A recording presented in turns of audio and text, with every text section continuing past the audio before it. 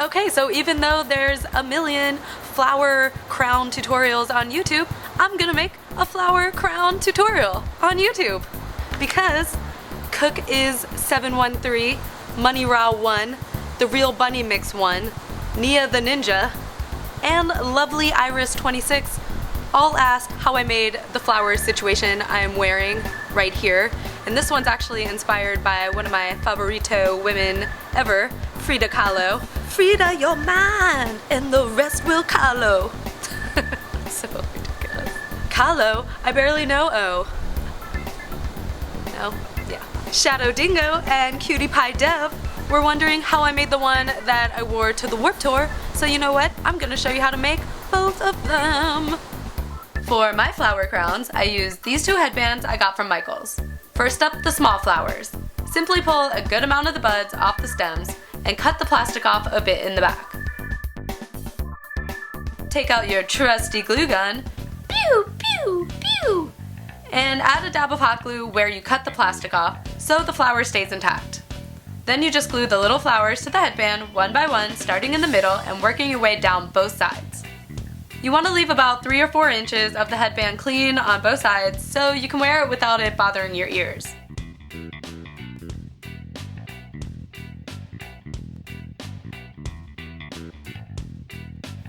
And this one is Dunsky.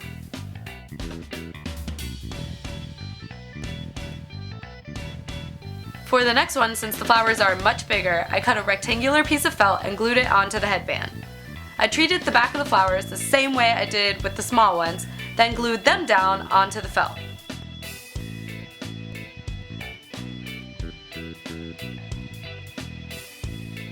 After all the flowers were glued on, I traced the inside curve onto the felt and used that curve as a guide for cutting this crescent moon shape.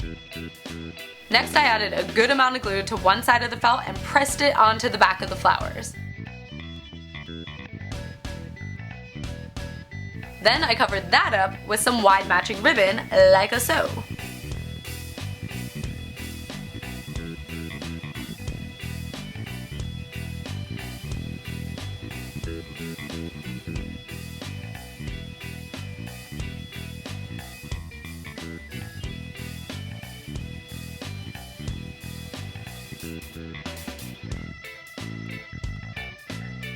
And now they're both Dunsky.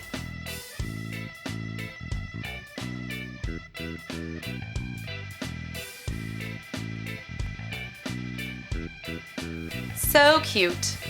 My nephew even likes him. He's way cuter though. And that's a great segue for my next segment, my favorite flower tutorials. Floral crowns are all the rage this summer, and my favorite how-tos come from Ann or Shine, who shows a few options that are all adorbs, and Mr. Kate, who shows how to make them from old fabric scraps. And she even visits with the flower gnome, and who doesn't love that? If you want a good lesson for making a bunch of different types of fabric flowers, Secret Life of a Bio Nerd has a great 2-part series on how to do just that.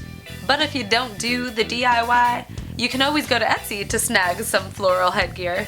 Warriors of Culture has a super cute one, and makes amazing hand-dyed hair extensions to boot.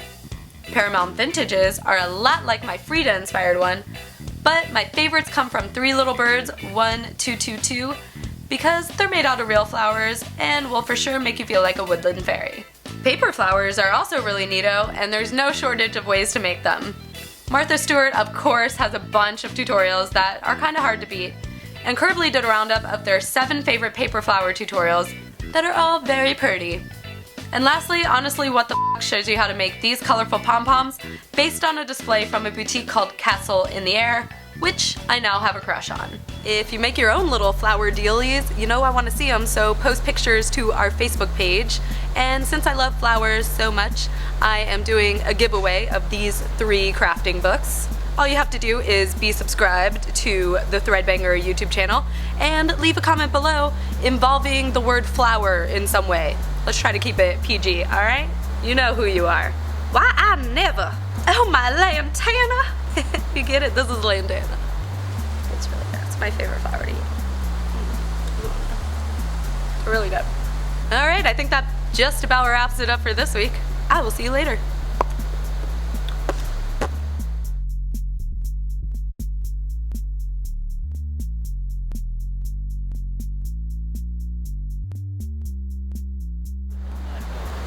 Oh my Lanta. Oh my Lanta is the normal saying. Oh my Lanta? Oh my Lanta. Never heard of Oh my Lanta? Oh, I never. Oh, that's another one. Why I never is one. Right? Maybe not. Maybe I'm just making things up.